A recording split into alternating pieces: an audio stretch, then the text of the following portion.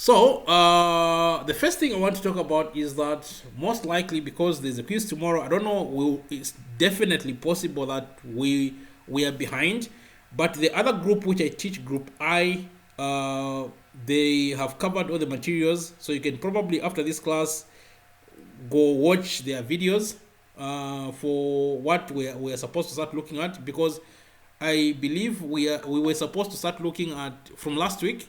We're supposed to start looking at rotational motion, rotational work, energy, and momentum on Friday. But when Friday came, I had load shedding. Then, coming to think about it, I've been having load shedding quite a lot on Friday, and the power comes after 17.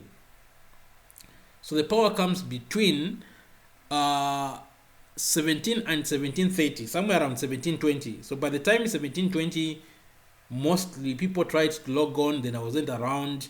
And if power goes in the morning, then it comes after 17:20, then basically the class is cancelled. Okay, so what I have noticed is that I seem to be experiencing load shedding where I stay on Friday afternoons, basically starting Friday morning, probably also afternoon. So that's the first thing which I want us to discuss. What do we do with the load shedding? Do we shift the class from 17 to 17:30 or from 17 to 18 hours?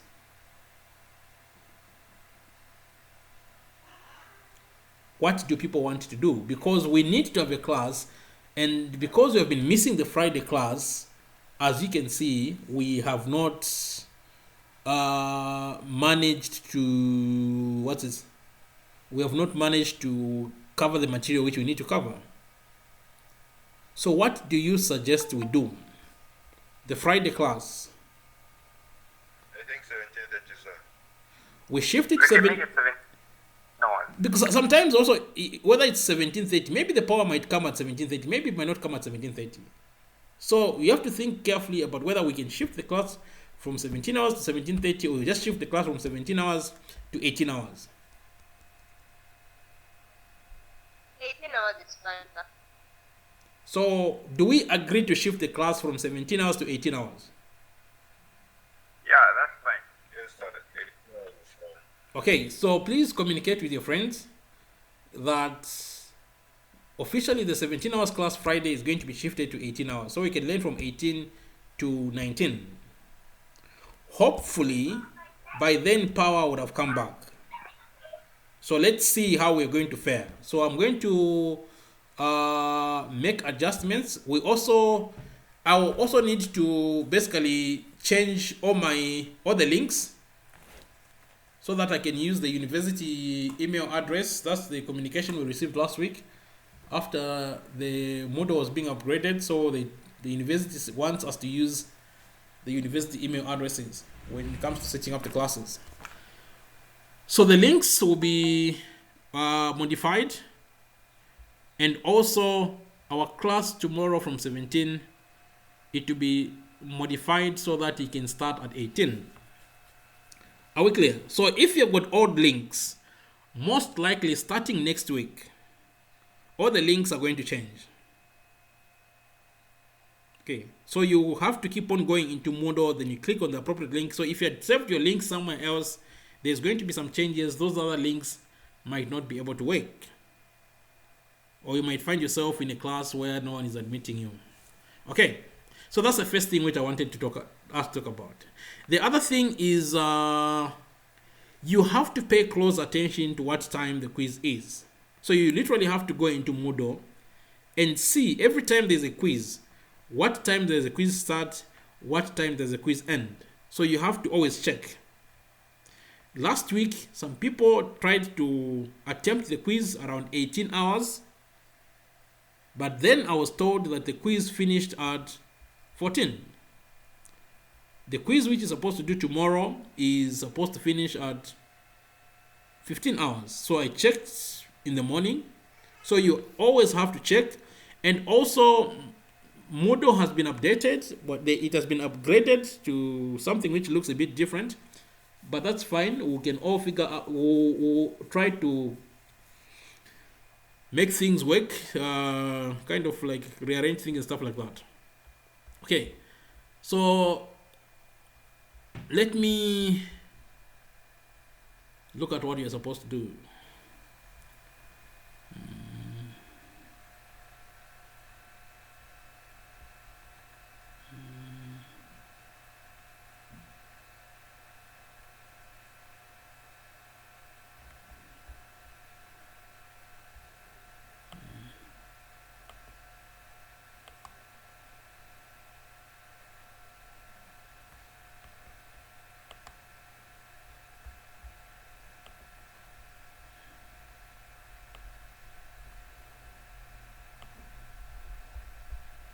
So we are a bit behind.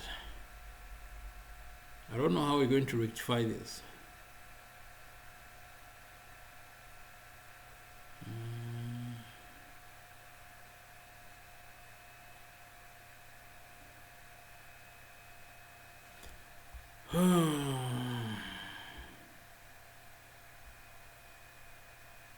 Connection has been lost.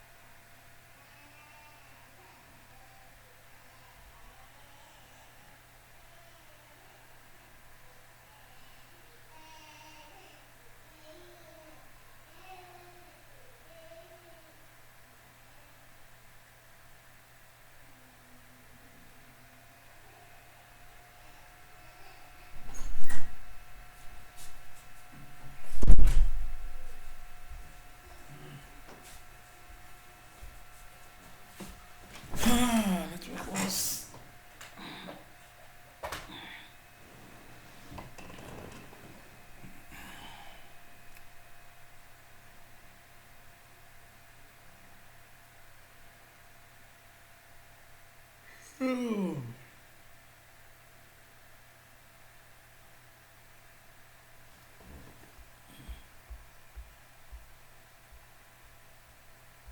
To the angular displacement, the velocity, the speed of something moving in a circle, to the angular velocity, and also the acceleration to the angular acceleration. So there are some relationships which we have seen so far, but such relationships between quantities which are concerned with things moving in a circle in a straight line is not. Are you presenting? I can't get anything. I was saying we have seen so far that we have got some relationships. Oh, okay, fine. The microphone was off. So we have seen some relationships between quantities which are concerned with straight line motion and also others which are concerned with circular motion. So we're going to extend that discussion.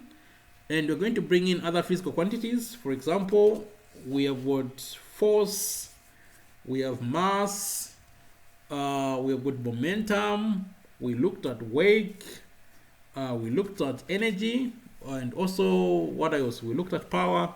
So we're going to look at that, all those other things, and if they've got rotational counterparts and what are they. So the first quantity you're going to look at is torque. Now, torque, which is also referred to as a moment of a force, is basically a measure of the amount of rotational motion or the turning effect which is caused by a force. We know that a force can cause a body of mass m to change its velocity When the velocity of an object changes, then we're talking about acceleration. So if you've got a force, that force can cause acceleration. But it also turns out that if you've got a force, that force you've applied can cause things to turn. So how much turning effects, or how much turning, or how much rotational motion a force is causing, that is what is referred to as torque. Okay. The other question I was asking was, what do we do with the hour we lost last week?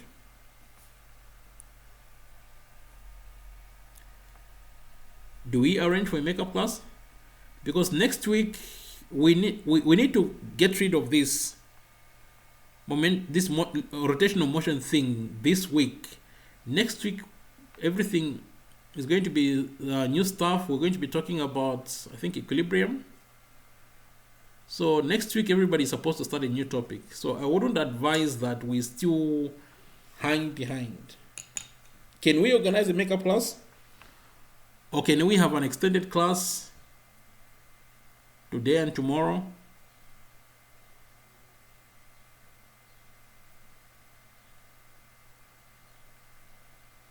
What are people's opinions?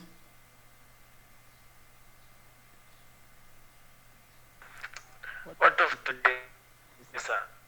Yeah, we can try that. I think I'm open to the idea, so that we can push as much as we can, then we finish up this thing tomorrow. Okay, so let's try to do that.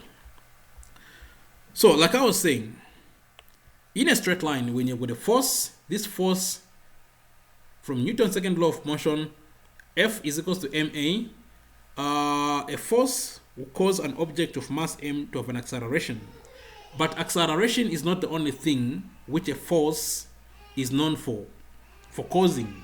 A force can also cause an object which to rotate or to turn. So how much turning effects or how much rotational motion an object gains as a result of a force, that is what is referred to as torque, or that's what's referred to as the moment of a force.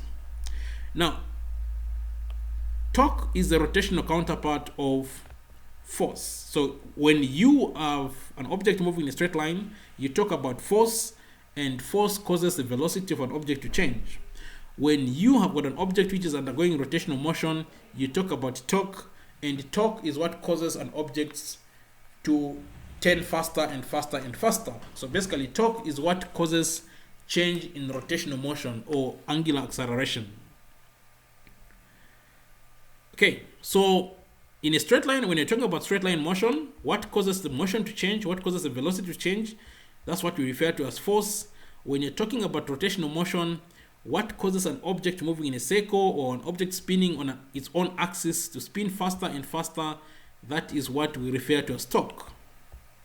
Okay, torque is given by this expression. Tau for the torque is equals to the force which you're applying multiplied by the radius, or the distance from the center of the axis of rotation to the point of application of the force, then multiplied by sine theta here. So basically, for you to produce torque, what you're saying is that you need a force. So there has to be some force you've applied at some point on this particular object which you want to rotate.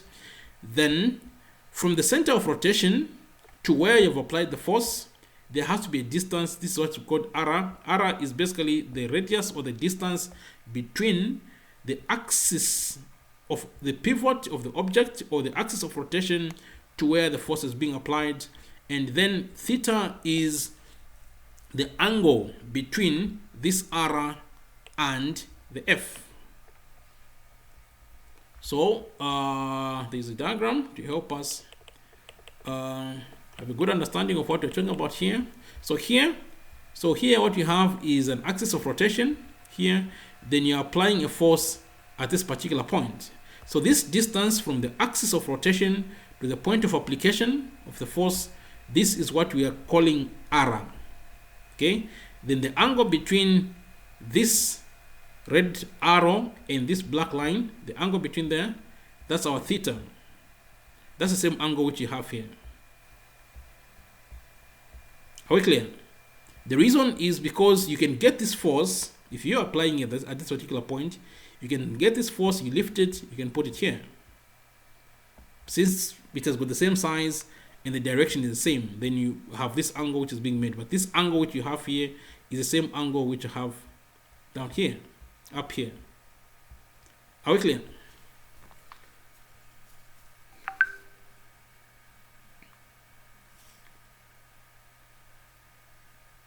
Is it clear? Yes, it's clear, sir. Okay, so what you have from the axis of rotation, or the point of rotation here, where the object is rotating from, the distance from the point of rotation to the point where the force is being applied, this is your R. From the point of rotation to the point where the force is being applied, that's your R. Then how much force you have applied, then the angle between R, this R, and the F, and the force, this is your theta. So as you can see, from the formula which we have for torque here, torque equals to the force, then the distance between the axis of rotation and the point of application of the force, then sine theta. So you can see that torque depends on a number of things. It depends on the force, it depends on what the size of R is, it also depends on the angle at which you apply the force. This R sine theta, this term R sine theta, is also sometimes referred to as a lever arm. R sine theta is sometimes referred to as a lever arm. Okay. And sometimes the lever arm is 0, sometimes it's maximum as much as R. And basically, apart from having an applied force in some particular distance, this is very important. Theta is very important because theta for sine theta has got a maximum at 90 degrees. So what that basically means is that if this angle between R and theta is 90 degrees, that's when you've got maximum torque. So when the R is perpendicular to the point of application of the force, the distance from the axis of rotation to the point of application of the force is perpendicular to how you're applying the force. If the angle is 90 degrees, that is when you can produce maximum turning effect. This is something which you can take advantage of if you're trying to tie a tire to a car, or you're trying to untie a tire. So make sure your spanner is going to be your lever arm. The length of your spanner is going to be your lever arm. You have to apply the force at 90 degrees to the spanner. So if you apply the force at 90 degrees to the spanner, that is when you can produce maximum turning effect. Okay, so we have an example. Number 1, a force of 200 newtons acts tangentially. So if it acts tangentially to the rim of a wheel, 25 centimeters in radius, find the torque. So in this case, if you apply a force tangentially, basically you are applying a force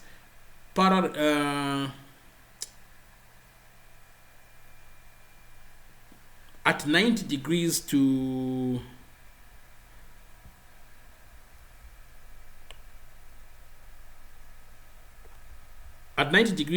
the distance from the center of the wheel to where the tire is where the force is being applied. So in that case, you have your torque being equals to the force multiplied by the radius of the tire multiplied by sine theta.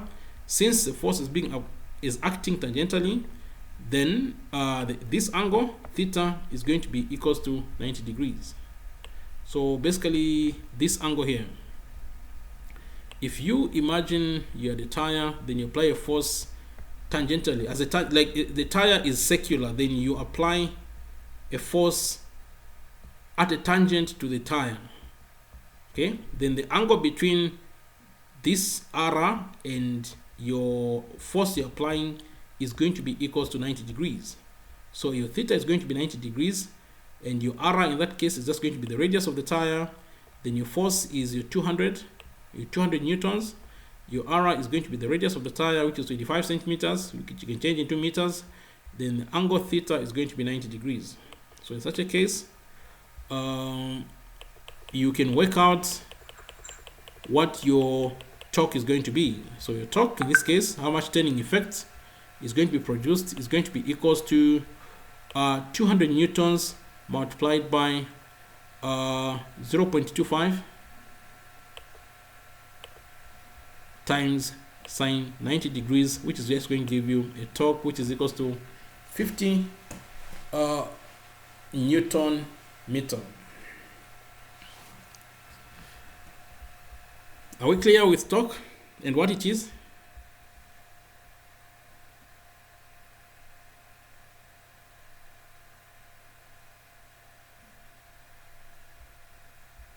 Hello? Are we clear with torque and what it is? Yes, sir. Okay. It's clear, sir. The other quantity you're going to look at is something referred to as moment of inertia.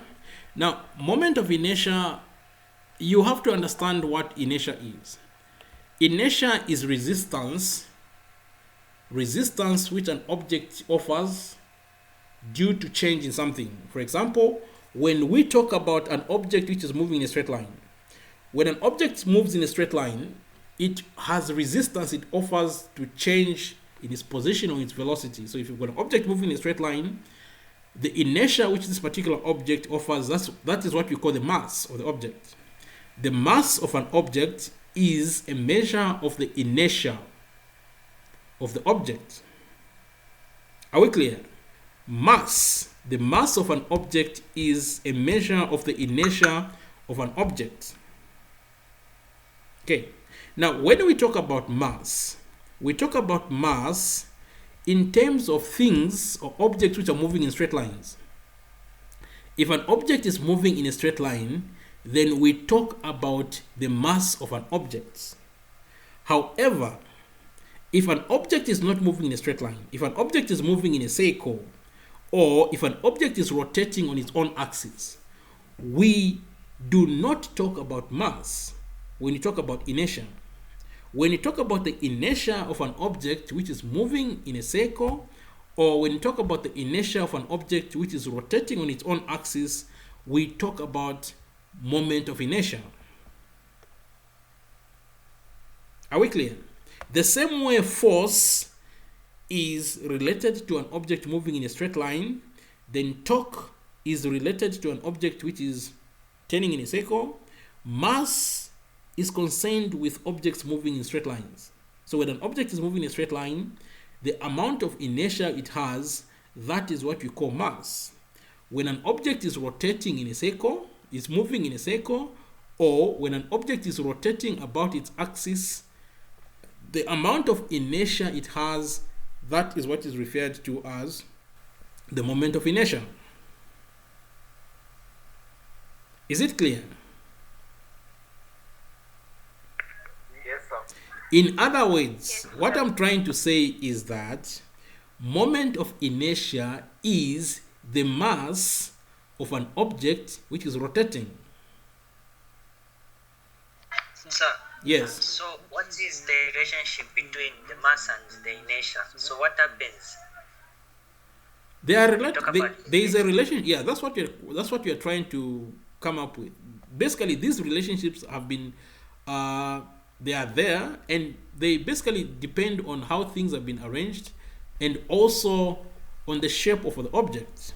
So, in a case where you have an object, so you consider an object that is free to rotate about an axis, and this object is made up of tiny objects. So you have got, let's say, some wheel. Okay, let's say I've got some wheel. Then this particular wheel is able to rotate on its axis. Then it's made up of tiny masses, M1, M2, and M3, which are at distances R1, R2, and R3 respectively from the axis of rotation. So if you've got a situation like this, where you've got masses attached to the axis of rotation by some, whether something or nothing, but you've got these masses attached to connected to some axis of rotation, and these masses are located at distances R1, R2, and R3 from the axis of rotation, then you can work out the moment of inertia, which is denoted as I as follows. So the moment of inertia in this case is going to be equals to the first mass, M1, in kgs, multiplied by the distance of the first mass, which is R1, from the axis of rotation squared. So I is going to be equals to M1 R1 squared plus the second mass m2 multiplied by the distance of the second mass from the center of rotation squared, which is r2 squared, plus m3 multiplied by, which is the third mass, multiplied by the distance of this third mass from an axis of rotation. So you can find out what the moment of inertia using this formula if you have got masses you can count. Are we clear? Yes. If so you can also refer to this as the law of inertia for rotation. No, this is the expression you use for finding the moment of inertia for discrete masses. For masses you can count. So if you have got some object which is made up of masses which you can count, okay, and these masses which you can count are located at different distances from an axis of rotation, then you can work out what the moment of inertia is like this. However, this is one way of working out the moment of inertia. There is another way where, in this case, you are assuming that this particular object is going round in a circle. Okay? If an object is going round in a circle, in a circular path, then these particular objects are located at different distances from the center of this circular path in which they're going. You can work out the moment of inertia like this. Is that clear? Yes, sir. So you use this expression, equation number 2 and number 3, when you're with these objects moving in a circular path. However, there is another way in which we study rotational motion, and that is when an object is spinning on its axis.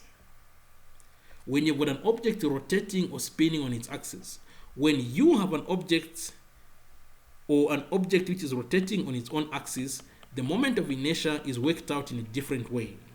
It is worked out like this. M is equals to I is equals to M, which is the mass of this particular object, multiplied by a special value of radius, which is what's referred to as K. In this case, our K is what is referred to as the radius of gyration. Here, K.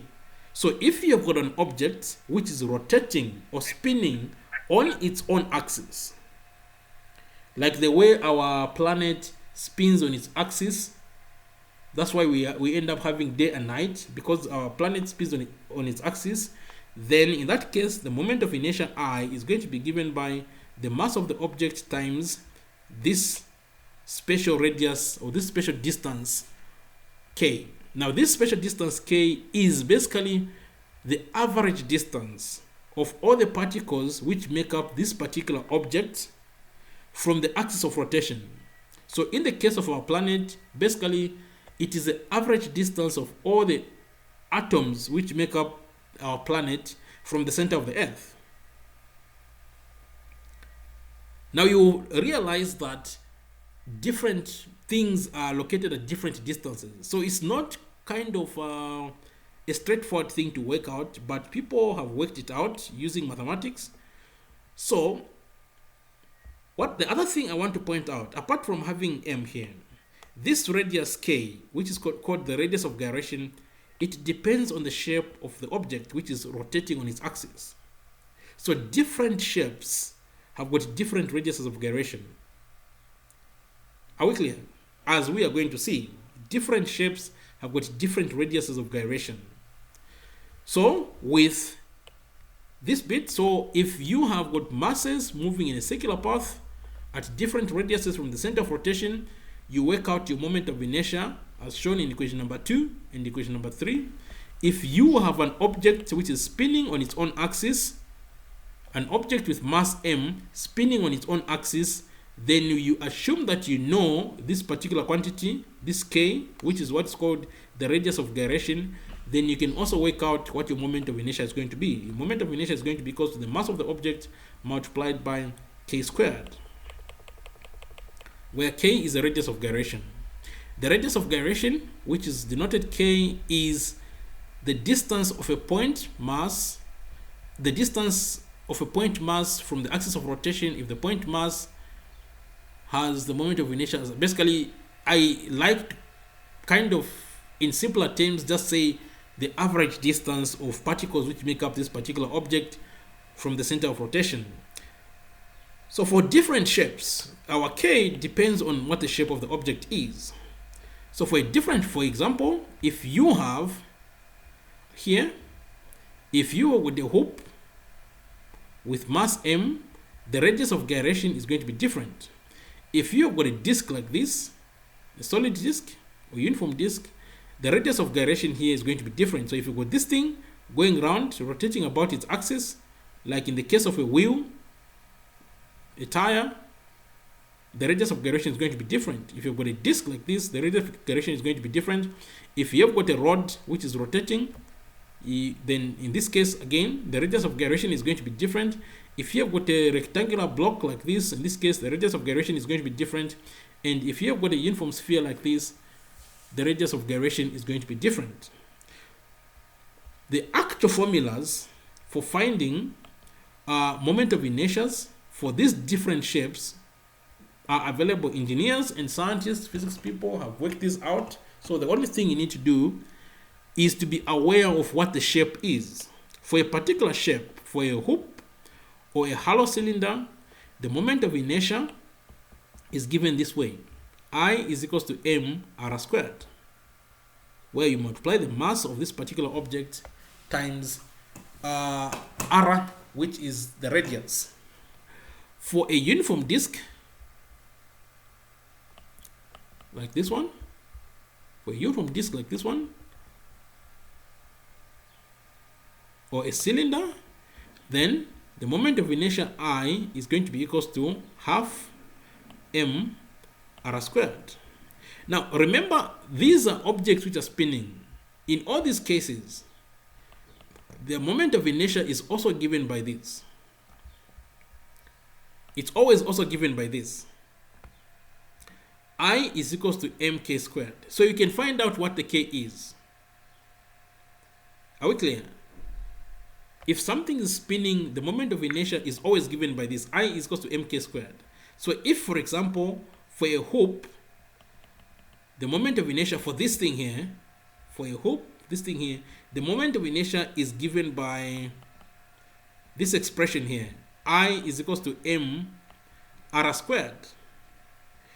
You can equate this expression, I is equals to m r squared, you can equate it to equals to mk squared. So when you equate this expression to mk squared, you cancel out the m, so you're going to remain with r squared is equals to k squared. So from that expression, you will find out that your r is actually your radius of gyration, k. Is that clear? Sir, Yes? so what you are trying to point out is that the moment of inertia does depend upon the shape. Yes. That's what I'm trying to say. I'm trying to say that the moment of inertia of an object which is spinning on its own axis depends on the shape of that particular object. Are we clear? Sir, Yes. does it mean that inertia does not depend on its angular velocity or just velocity? Inertia depends on angular velocity if an object is moving in a circle, as we have shown up here.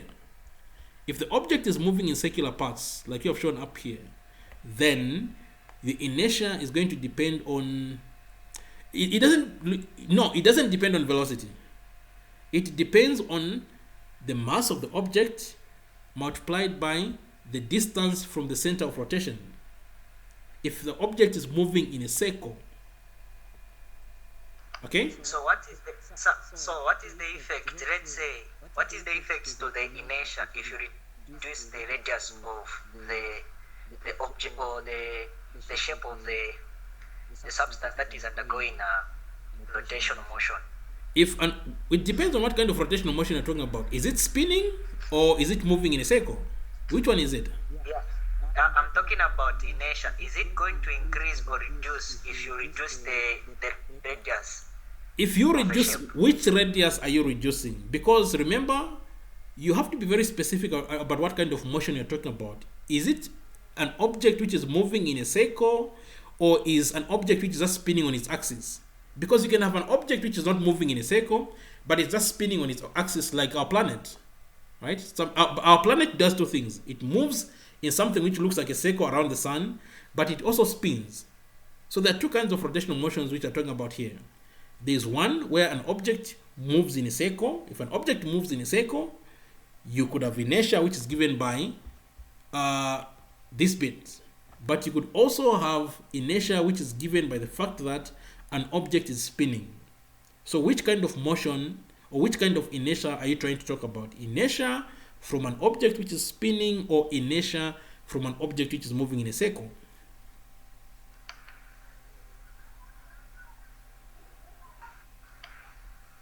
The one that is moving in a circle. Okay, the one which is moving in a circle doesn't depend on the shape. It depends on this. It just depends on the mass times the radius of the circular path squared. Thank you very much, sir. Okay, so there are two things you have to be aware of. If an object is moving in a circle, or if an object is spinning. This first expression is when things are moving in a circle. The other expression is when something is spinning. This expression here. This is for when an object... Yes?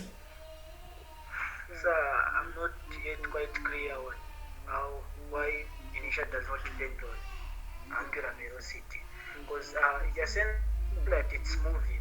If it's moving, then it has angular velocity. If an object is moving, then it has got angular velocity. Yeah. Yes, sir. But by definition, inertia is resistance which an object offers. If an object is at rest, then you try to push it or you try to turn it, then it offers resistance. Then that particular object has got inertia. So an object can have inertia even if it's not spinning or anything. It's just there. There are two ways of defining inertia. It's either your resistance which an object offers when you try to change its position, or resistance which an object offers when it's already moving with a particular whatever it is, then you try to stop it. So it's either you stop something which is already moving, or you try to move something which has stopped. So you can have inertia when an object is not moving, or you can have inertia when an object is moving. So it's not that inertia doesn't depend on angular velocity. No. You can have inertia even when an object is not moving. Are we clear? Yes, sir. You can have mass. Inertia is mass, right? You can have an object can have mass even when it's not moving. But an object can have mass even when it's moving. The mass doesn't change. The mass doesn't depend on whether the object is moving or not. Are we clear? The same way mass does not depend on whether the object is moving or not, that's the same way moment of inertia does not depend on whether the object is spinning or not, or moving in a circle or not. Is that clear?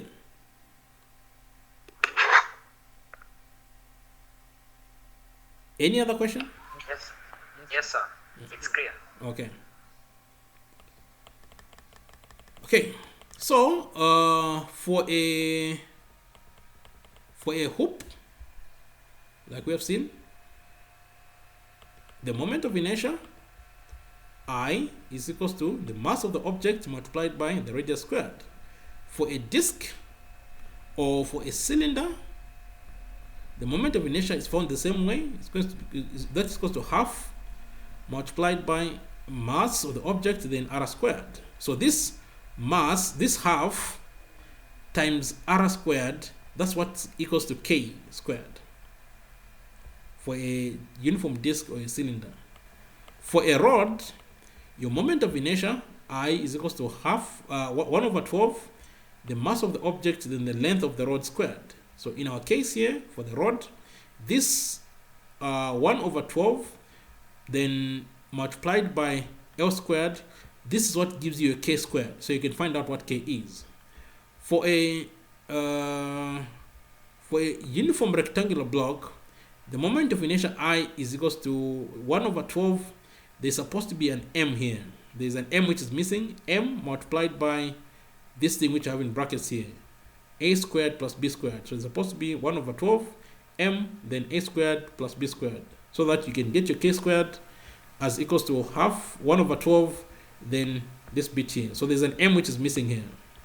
Then for a uniform sphere, in the case of a sphere, the moment of inertia I is equals to 2 over 5, the mass multiplied by the radius of the sphere. So with these expressions of moment of inertia, you can clearly see that there is no connection between moment of inertia and whether the object is moving or not. It simply depends on the shape here. What is coming out here is that moment of inertia depends on the shape of an object.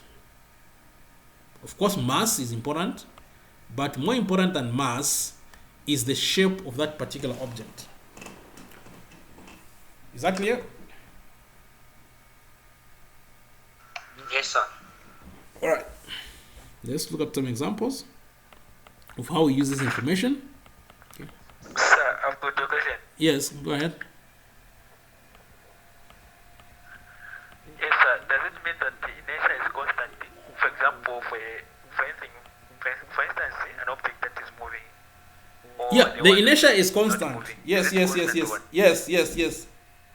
The same way the mass of an object, the mass of a car or whatever it is which is moving is constant, that's the same way inertia is constant. Unless the shape of the object changes, unless your hoop becomes a rod, somehow it can transform itself into something else, then the inertia is going to change. But otherwise, the inertia is always constant because it depends on the shape of the object. If the shape of the object doesn't change, then the inertia remains the same. Any other question? Is that clear?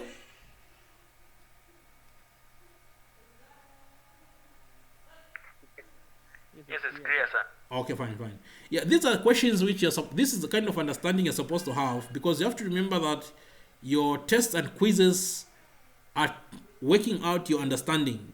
So you have to have a good understanding of what it is these physical quantities are and whether they depend on something and or whatever it is they mean. Okay. So that was a very good question. Okay, example number 2. So here, a wheel of mass 6 kg and radius of gyration 40 centimeters is rotating at 300 revolutions per minute. Find its moment of inertia. So here we've got a wheel which has got a particular mass, and we have been given that the radius of gyration is 40 centimeters. Whether this wheel is rotating or not, this wheel has got a moment of inertia, and that particular moment of inertia we can find by using this expression: I is equals to mk, where m is the mass of the wheel, which is 6 kg, and the k is the radius of gyration, which have been given here is 40 centimeters. But of course, you have to write it in 40 centimeters, which you have to write in meters, so we end up having 0.4. So our moment of inertia I is going to be equals to 6 kg times 0.4 squared, which is going to give us a moment of inertia I, which is equal to 0.96 kg meters squared. So this is going to be our moment of inertia.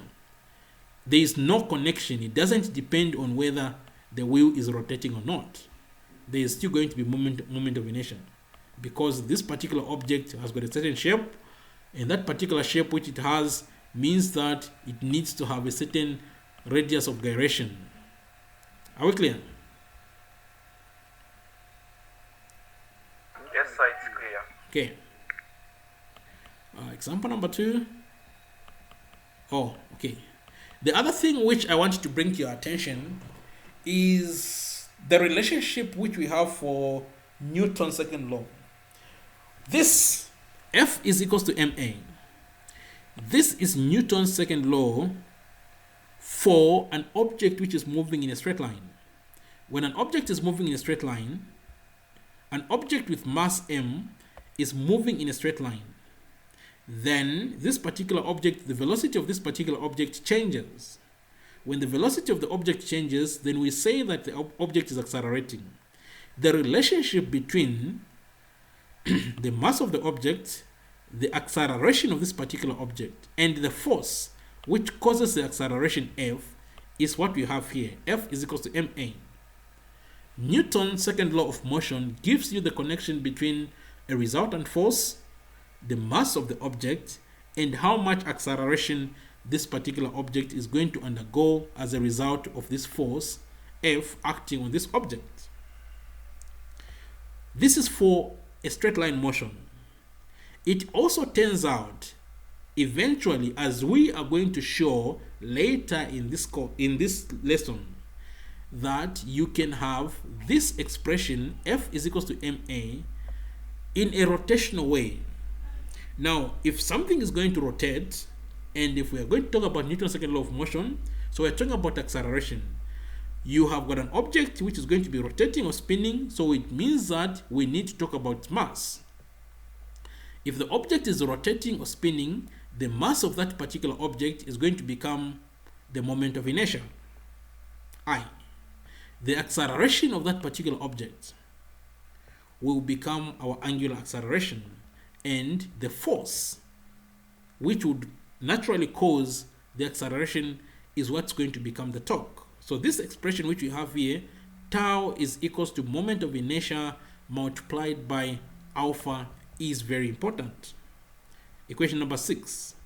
Equation number 6 gives you the relationship between how fast an object is rotating, which is what we're calling the angular acceleration, the mass of this rotating object, which is the moment of inertia, with the torque, which is the turning effect of a force. So what you have here in equation number 6 is Newton's second law of motion for a spinning object or for a rotating object. Especially for a spinning object. When an object is spinning on its own axis, like when you're pushing a tire, when you push a tire, so you apply a force. In the example which we looked at example number 1, where we're working out the torque. So as you push the tire from the top, what you're doing is you are applying a torque.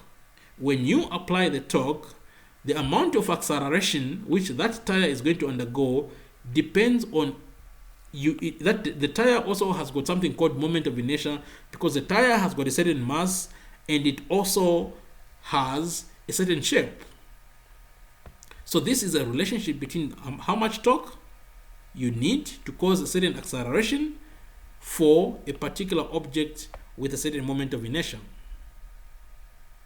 What I want to point out really is force is in a straight line. Torque is when something is moving in a circle. We talk about mass when something is moving in a straight line.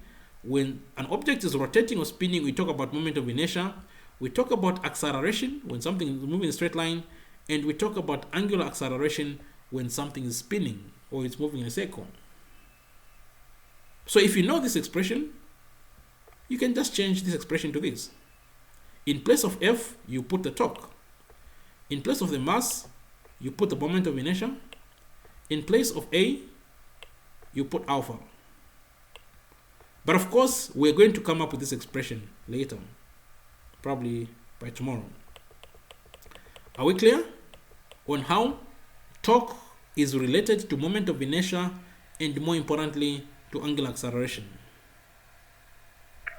Yes, sir. Okay. So with that, we can make progress. Example number 3. A certain 8 kg.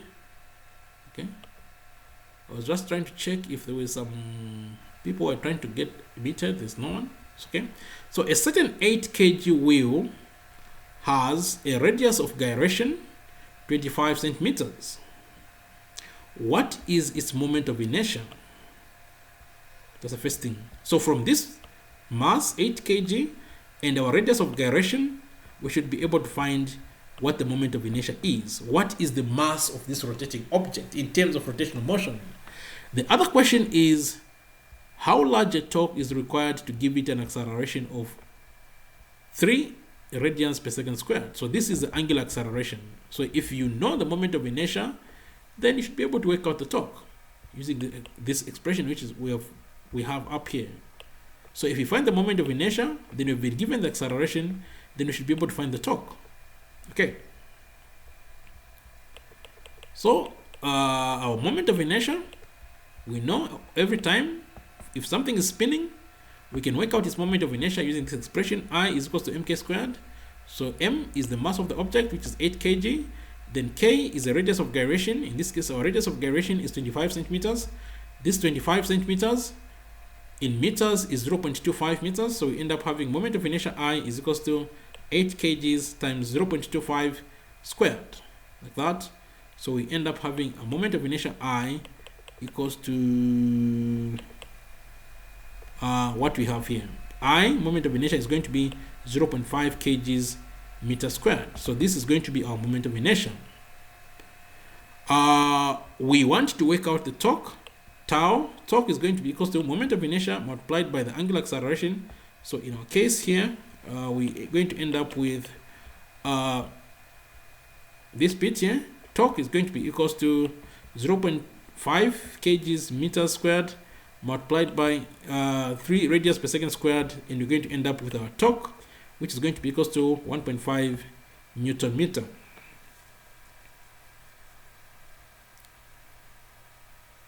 So 0.5 kgs times this, that's just going to give you 1.5 Newton meter.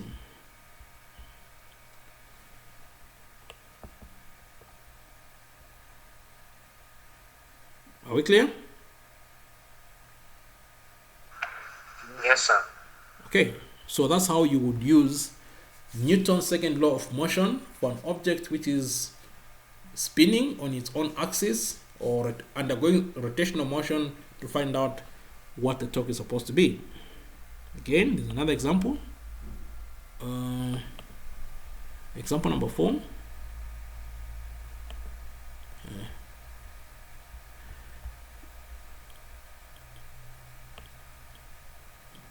Okay, 4.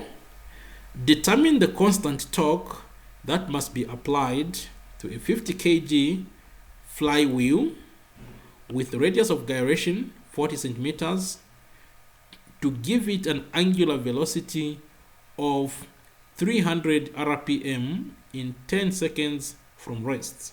So here, this flywheel was at rest, so its angular velocity was clearly 0 rpm, revolutions per minute. Then after 10 seconds, it ends up having a velocity of 300 rpm. So basically, this wheel has undergone what is referred to as angular acceleration. So if we are looking for the torque, we need to find out, this is how we get our torque.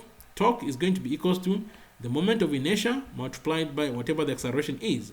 So we need to be able to find out what is the moment of inertia, and you also need to be able to find out what is the acceleration, in this case angular acceleration. Once we find out the moment of inertia and the angular acceleration, then we can multiply these two, then we can get our torque. So in our case, our moment of inertia I is going to be equals to the mass of this particular flywheel multiplied by the radius of gyration squared, which is k squared.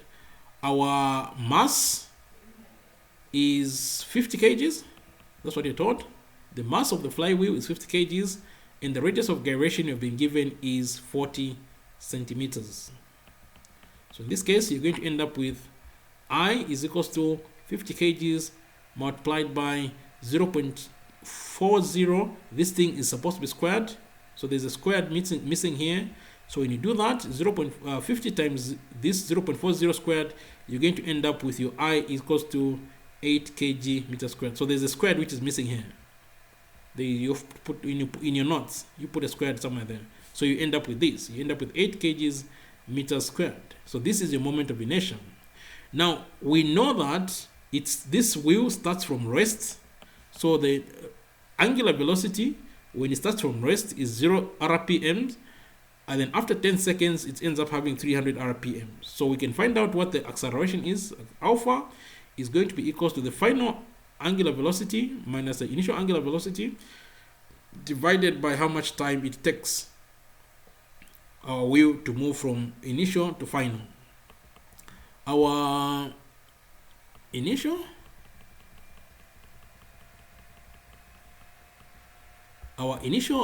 RPM, initial omega I at the 0 RPM, that's just basically 0 radians per second.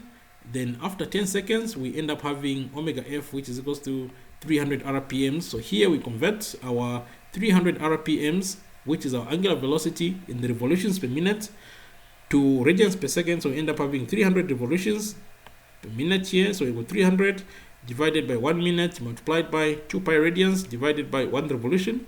So here in this case, this revolution and that revolution will cancel out. Then we've got a minute here, so we multiply by 1 minute divided by 60. So this minute and this minute will cancel out, so we end up having 300 revolutions times 2 pi, then divided by 60, so we end up with 81.4 radians per second. So our final angular velocity is going to be omega F equals to 31.4 radians per second. So with this information, 31.4 radians per second as our final angular velocity, then omega I as our initial angular velocity of 0 radians per second, we can work out what the acceleration is. Alpha is going to be equals to the final angular velocity, which is this one here, then minus the initial angular velocity, which is what you have here, then divided by the time, which is 10 seconds, which is what you have here. So we're going to have 31.4 rads per second minus 0 rads per second divided by 10 seconds. So we're going to have alpha equals to 3.14 radians per second. With this bit, so we have the acceleration, which is this angular acceleration. We also have our moment of inertia, which is this. Then we can work out what is the required torque needed to cause this angular acceleration. So the required torque, tau, is going to be equals to moment of inertia multiplied by the acceleration. So that's going to be the moment of inertia is 8 kg meter second multiplied by 3.14 rads per second squared. So you're going to end up having a torque which is equals to 25 Newton meter, which is this, which you have there.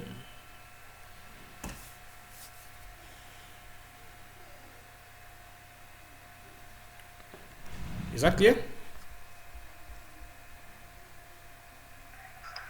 Yes, sir. Okay. Rotational kinetic energy and conservation of energy. Just a minute. I need to switch on the light.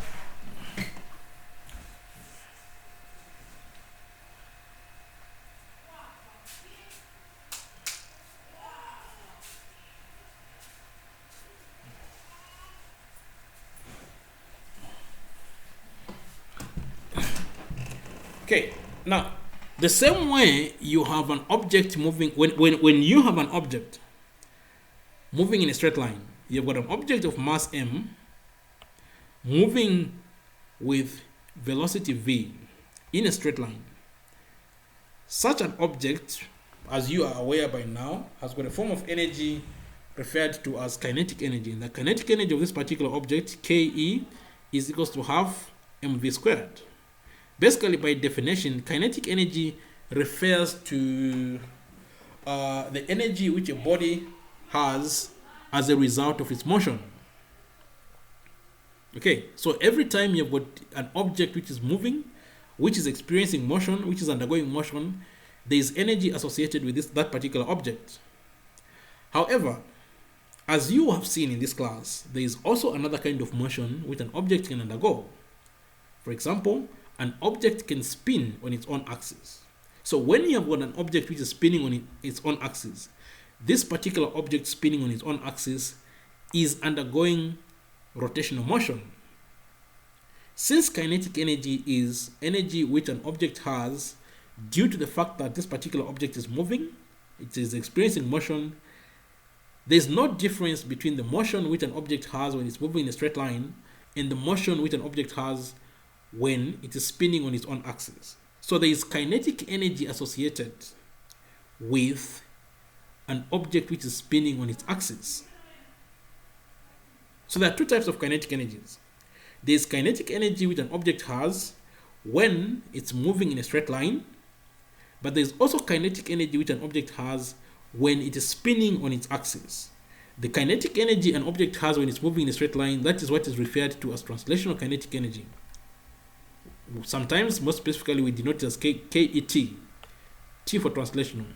There is also kinetic energy which an object has when it's spinning on its axis. The kinetic energy an object has when it's spinning on its axis, that is what is referred to as rotational kinetic energy, KER. The rotational kinetic energy, KER, is given by half the moment of inertia and omega squared. Basically, what you do is, in this relationship of kinetic energy, K half mv squared, in place of m here, when an object begins to spin, it no longer has mass, but it has got moment of inertia, I. Then the velocity which it has when it's spinning, it's not moving in a straight line, but it's spinning, moving faster and faster. Then you're talking about the angular velocity. So in place of the m here, you put your I. Then in place of your v here, you put your omega, and what you have is what's referred to as rotational kinetic energy. So if you have an object which is moving in a straight line and also spinning at the same time, for example, the tire of a car will move in a straight line and it will also spin. That's how a car moves. For a car to move, the tires have to turn. Are we clear? It's because the tires are undergoing rotational motion. That's how a car moves forward and backwards. So the kinetic energy associated with a tire is due to the fact that it's moving forward in a straight line, but it's also spinning. If a car gets stuck in the mud, you're driving your car, then you get stuck in the mud, you will not have this velocity v, but your tire can spin. You can have omega. So your tire can spin in the mud, so there is kinetic energy associated with the spinning of the tire in the mud, but your car is not moving. So when you talk about kinetic energy, when you consider straight line motion and also you consider rotational motion, if an object is moving in a straight line and also at the same time it's moving in a straight line, it's also spinning on its axis, there is kinetic energy from the fact that the object is moving in a straight line. There is also kinetic energy from the fact that this particular object is spinning on its axis. So there's translational kinetic energy and there's also rotational kinetic energy. Are we clear? Yes, sir. Okay, so with that bit, we can move forward.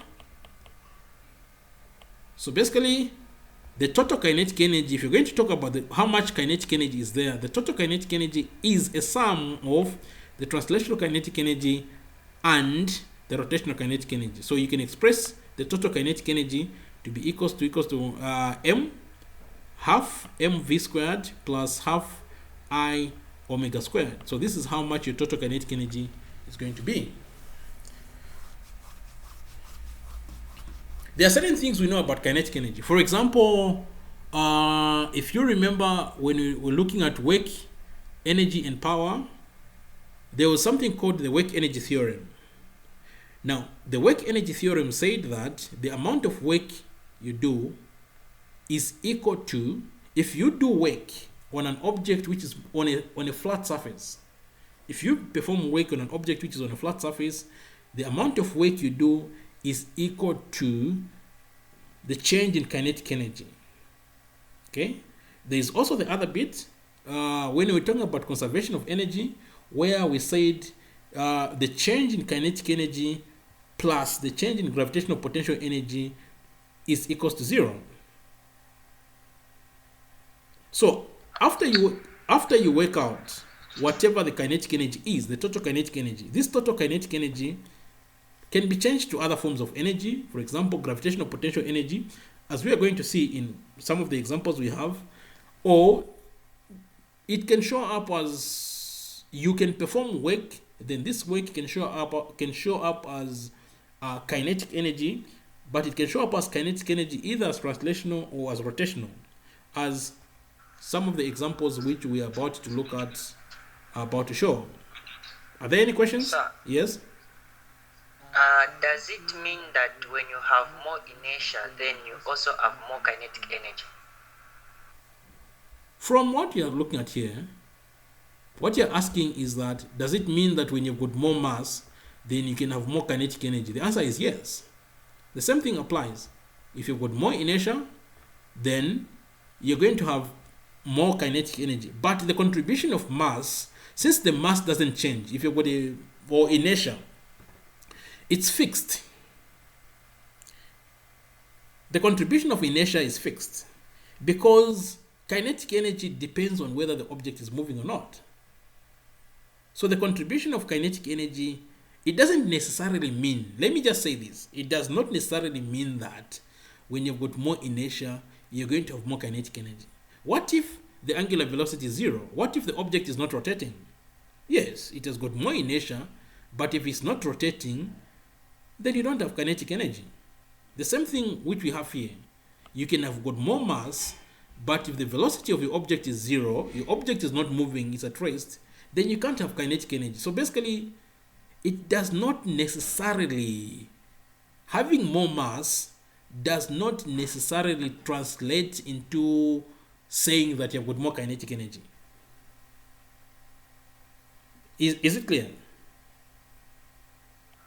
Yes, sir. Yeah, moment of inertia makes a contribution.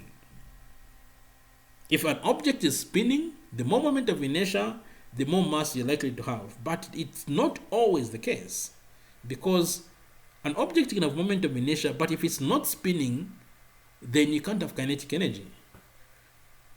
So it's not an obvious conclusion which you can make.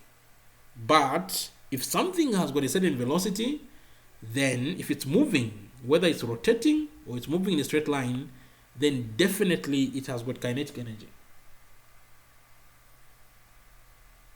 So basically, probably what you're supposed to say is, does it mean that when an object is spinning faster and faster and faster, it has got more kinetic energy? The answer would be yes.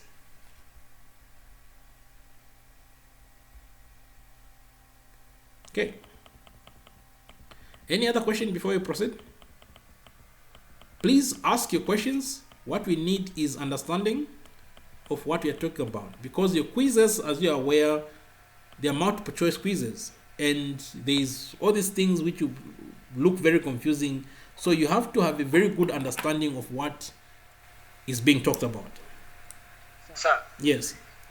Yeah, I also have another question. Can we refer inertia to be energy? Can we what? Refer inertia to be energy. Inertia is not energy. Inertia is the mass which a spinning object has. That is not energy. When you're trying to spin an object, it's not going to agree right there and then for it to start turning. The same way when you're trying to push an object of a certain mass, it's not going to agree right there and then. The amount of resistance which an object is going to offer, which is what is referred to as inertia, depends on how much mass or depends on how much inertia that particular object has. So inertia has got nothing to do with energy. Inertia is not a form of energy. Thank you, sir. Okay. Is there any other question before we move? Okay. Example number 5.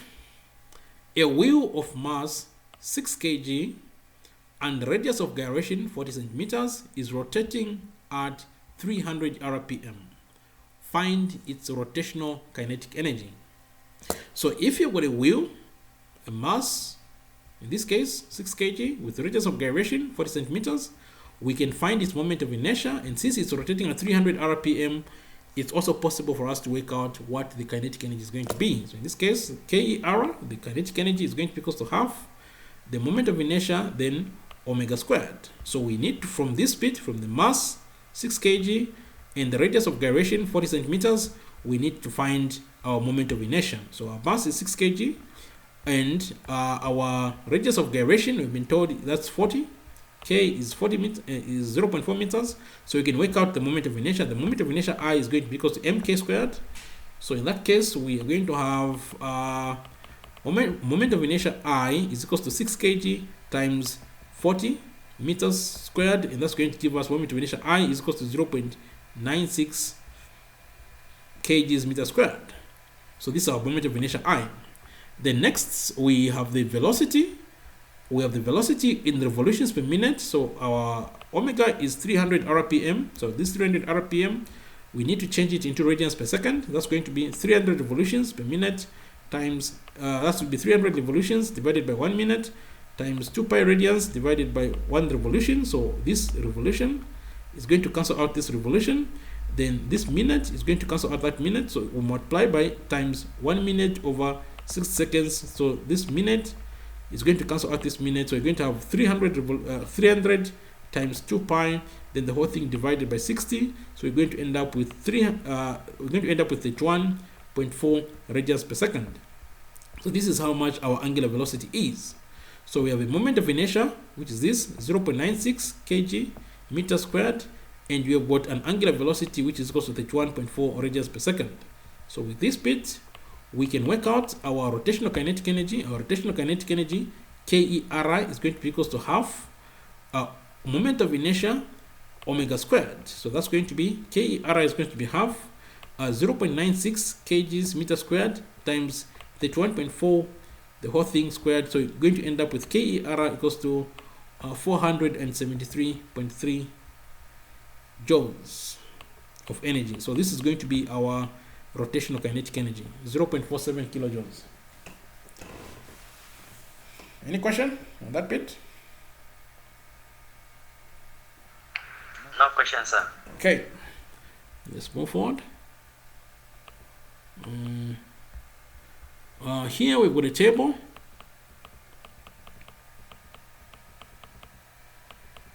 Basically, this table is showing some of the physical quantities I've looked at, like displacement, velocity, acceleration, mass. So for this linear displacement, which is the shortest distance between 2 points in a straight line, which is s.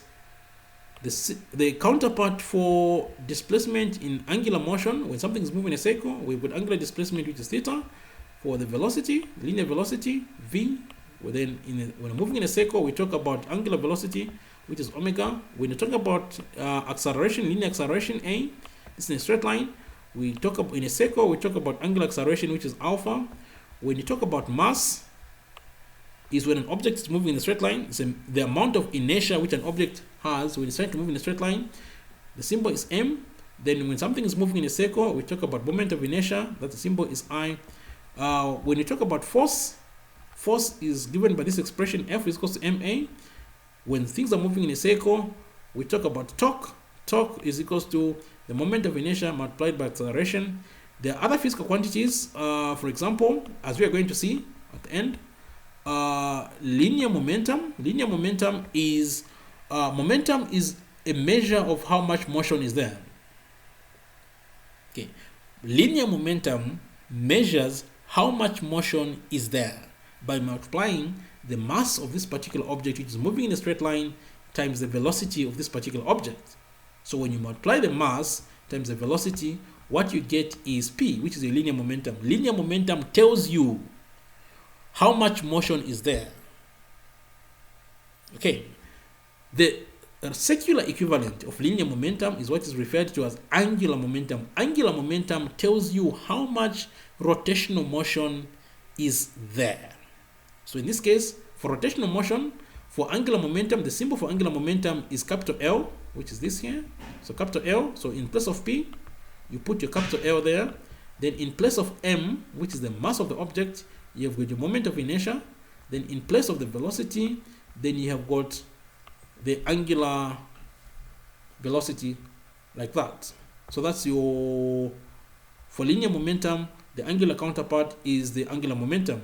Then there's linear impulse.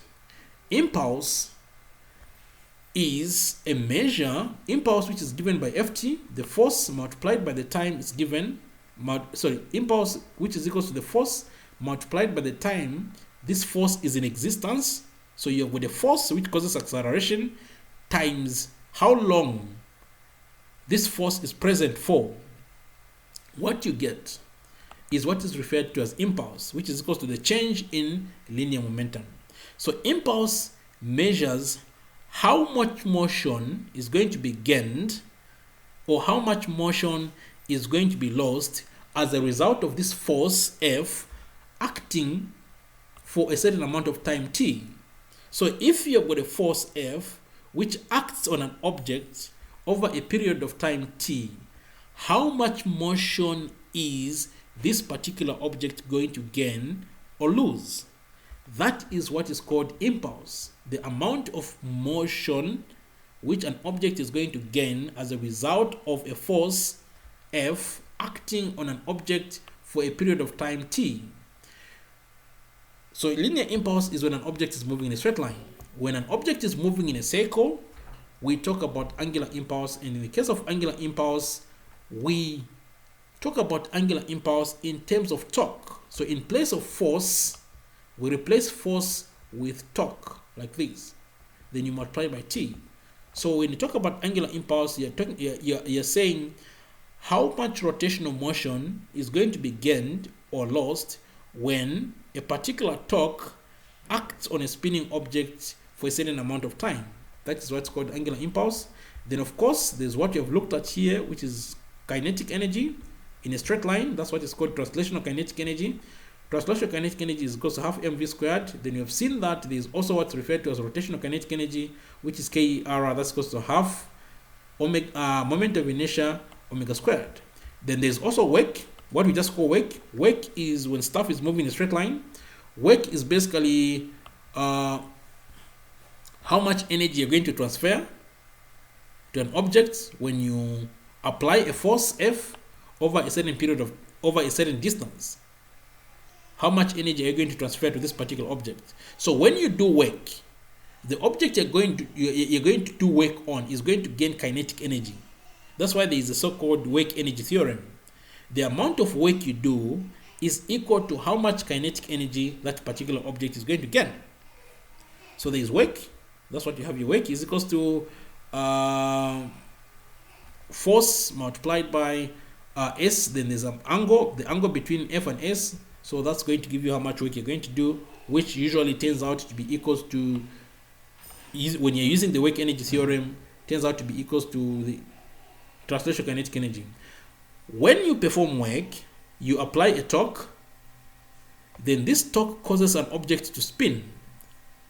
So this particular object which is spinning is going to gain rotational kinetic energy. So when you do such kind of work, then an object gains rotational kinetic energy. The work you have done is what's referred to as rotational work, and rotational work is basically given by the torque multiplied by the angular displacement. This F, which is a force, is replaced by the torque, and this S, which is a displacement, is replaced by theta, like this. Then of course there's power. Power is given by this. Power is P is equals to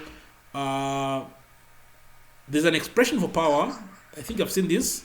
When you're looking at work, energy, and power, the force which you're applying multiplied by the average velocity. Emmanuel Blenga. Yeah. So the force which you're applying multiplied by the average velocity. Emmanuel, can you mute your microphone? This is another way of working out what the power is. Power is equals to the force you're applying multiplied by the average velocity v. You can work out the power also by substituting for force. You put the torque, rotational power, then for v you put omega there. So you can work out the power, for example, when you've got things like generators which have to spin for them to produce power. So how much power are you going to get, or from a motor in this case? So it's to be the amount of torque which is going to be there multiplied by what the angular velocity is going to be. Okay, so that's it. I think I want us to finish just the energy bit, because the other stuff we can look at tomorrow.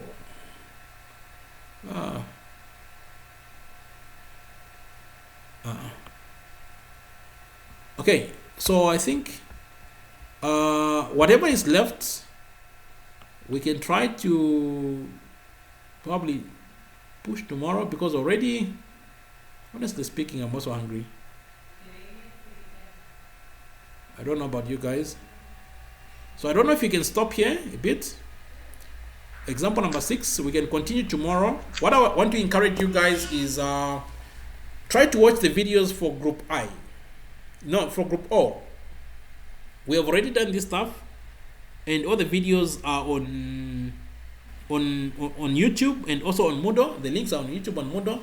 So try to watch the videos from YouTube tonight, because your quiz is in the morning, if it's there, starting at 10 up to 15.